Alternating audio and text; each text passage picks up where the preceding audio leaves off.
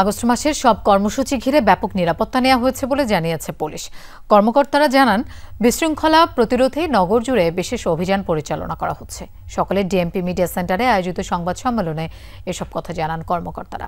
এ সময় কয়েকটি চাঞ্চল্যকর মামলার অগ্রগতির তথ্য জানায় ডিএমপি।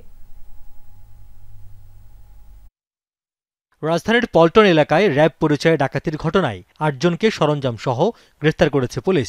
এ প্রসঙ্গে আয়োজিত সংবাদ সম্মেলনে গুরুত্ব পায় চলতি মাসের নিরাপত্তা ইস্যু। কর্মকর্তারা জানান, নগরীর বিভিন্ন এলাকায় বাসা বাড়ি ও বস্তিতে অভিযান পরিচালনা করছে ডিএমপি।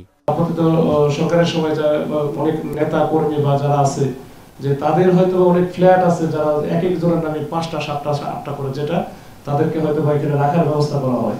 এসব প্রত্যেকটা জায়গায় ইভেন যে কিছু বস্তি এলাকা আছে বা যেগুলো যেখানে হয়তো বা যে ধরনের তৎপরতা চলতে পারে, যেটা নাশকতা, তো এই ধরনের প্রত্যেকটা জায়গায় কিন্তু আমরা কাজ করছি এবং প্রত্যেকটা চিরুনি অভিযান চলতেছে। সংবাদ সম্মেলনে জানানো হয়, মিটফোর্ড হাসপাতালের সামনে সোহাগ হত্যাকাণ্ডের ঘটনায় আরও 2 জনকে গ্রেফতার করা হয়েছে।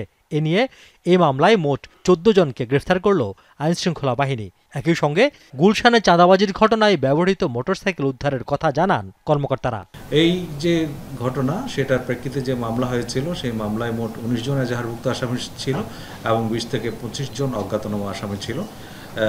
এজাহার নামে 19 জনের মধ্যে 9 জন আমরা গ্রেফতার করতে সক্ষম হয়েছি এবং ঘটনার সময় যে নির্দয়ভাবে যে পাথর নিক্ষেপকারী অভি, তাকেও আমরা গ্রেফতার করেছি। আগামীকাল শাহবাগ, সোহরাওয়ার্দী উদ্যান ও জাতীয় শহীদ মিনারে বিভিন্ন সংগঠনের পৃথক কর্মসূচি থাকায় এদিন কয়েকটি সড়ক এড়িয়ে চলার আহ্বান জানিয়েছে ডিএমপি। যে সংখ্যাগুলো আছে, সংখ্যার ব্যাপারে মার্কেটে যেটা প্রচলিত আছে যে এই সময় কি হবে না হবে, এইসব বিষয়গুলো নিয়ে পুলিশ খুবই অ্যাক্টিভ। রিয়াজ রায়হান, যমুনা নিউজ, ঢাকা।